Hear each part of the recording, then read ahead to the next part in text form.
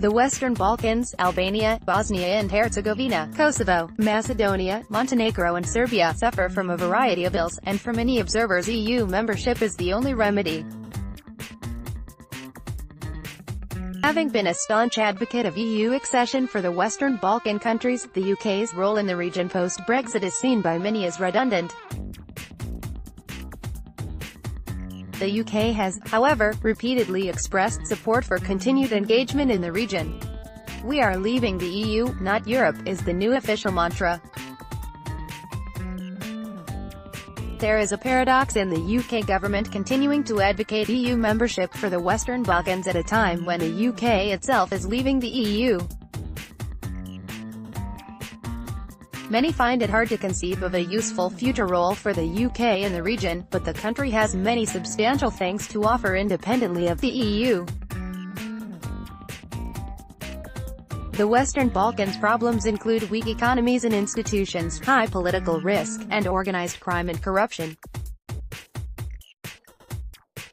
Growth since the 2008 global crisis has been weak and the region is falling further behind.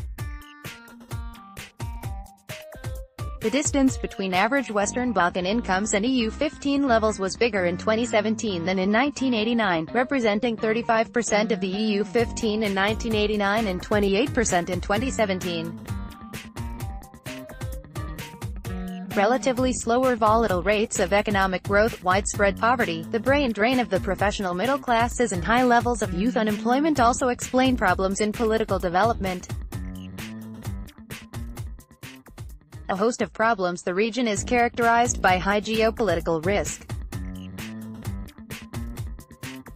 Security risks include many bilateral disputes, lasting enmities from the wars of the 1990s, the threat of Islamic fundamentalism, and, for the West, geopolitical competition from China, Russia and Turkey. Factors that predispose the region to political risk and instability include ethnic fragmentation, low public trust in government, a history of conflict, high unemployment, access to small arms, risk of terrorism, international tensions, human rights abuses, the existence of group grievances, and large numbers of refugees and displaced persons. Democracy in most of the region has been backsliding for a decade. The formal institutions of democracy are in place, however, rulers operate through informal power structures, patronage and control of the media. The region's polities are characterized by weak checks and balances and politicized judiciaries. Surveys consistently reveal low levels of public trust in political institutions and deep dissatisfaction with the post-communist transition after 1989. The role of EU membership. The prospect of EU membership has generally played a positive role in encouraging reforms and promoting political stability.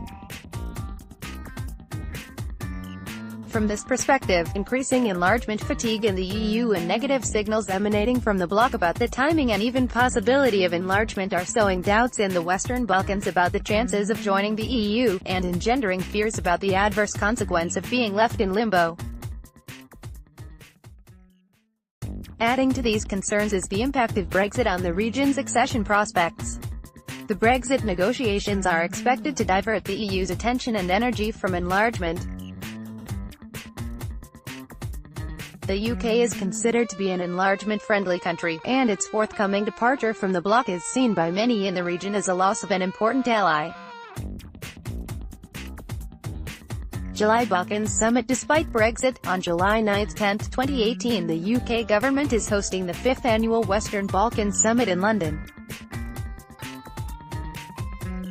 The summit will bring together the leaders of the 6 Western Balkan states and those of the UK, Germany, Italy, France and Austria, as well as representatives of the EU and the international financial institutions. It is part of the so-called Berlin Process, an intergovernmental initiative launched in 2014, the goal of which is to help the development of the Western Balkans by focusing on investment, connectivity, infrastructure and regional cooperation, with the ultimate aim of the countries in the region joining the EU. The UK will be at the forefront of advocating EU membership for the Western Balkans at the summit. Paradoxically, a country that is preparing to leave the EU will be advocating the benefits of EU accession. A country seeking to take back control from Brussels will advise others to relinquish part of their sovereignty to the EU. A recent report in the House of Lords, the upper house of the UK Parliament, on the UK and the Balkans concluded that EU membership is the most reliable path for Western Balkan countries to achieve security, stability and prosperity.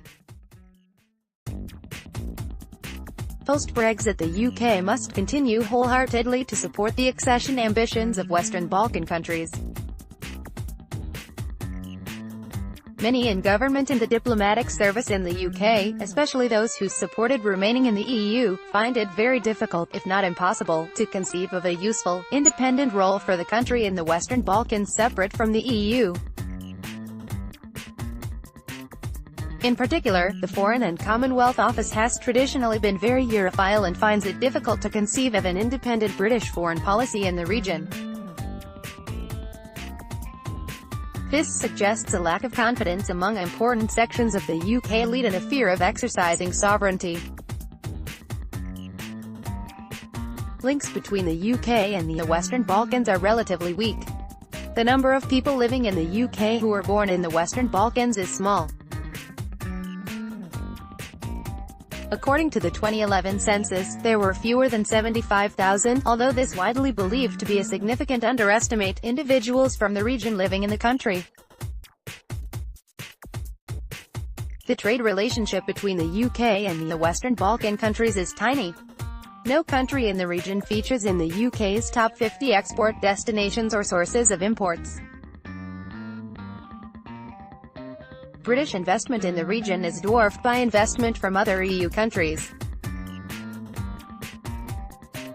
In the context of Brexit, it may be hard to see how the Department for International Trade would want to expend energy on such a small and relatively poor region. Post-Brexit opportunities. Despite this, the potential for a positive UK role in the region post-Brexit is considerable.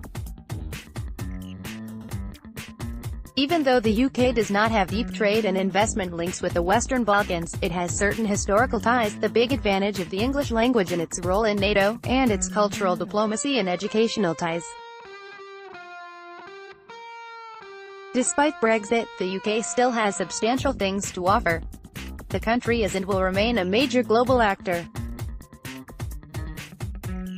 It has the largest defense budget in Europe and the second largest in NATO, after the US.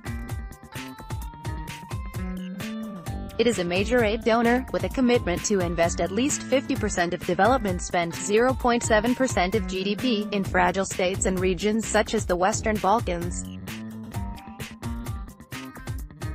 The UK is a permanent member of the UN Security Council and a leading member of other international organizations such as the IMF, the World Bank, the G7, the G20, the OECD and the Organization for Security and Cooperation in Europe, OSCE. These are multilateral forums through which the UK can continue to work in the Western Balkans. The UK is respected in the Balkans for its parliamentary system, rule of law and creative industries, including music and film and digital skills, all of which present opportunities for engagement. Post-Brexit, the UK will no longer have to give preference to migrants from EU states. Whatever immigration policy it adopts, there will be a level playing field for potential migrants from the Western Balkans and other non-EU countries. Above all, the UK will be able to influence the region in a positive way, not via the EU's confidence-sapping independency-inducing policy of conditionality, but through the power of example, for the functioning of its centuries-old democracy and the example of the exercise of sovereignty and taking responsibility for its own fate.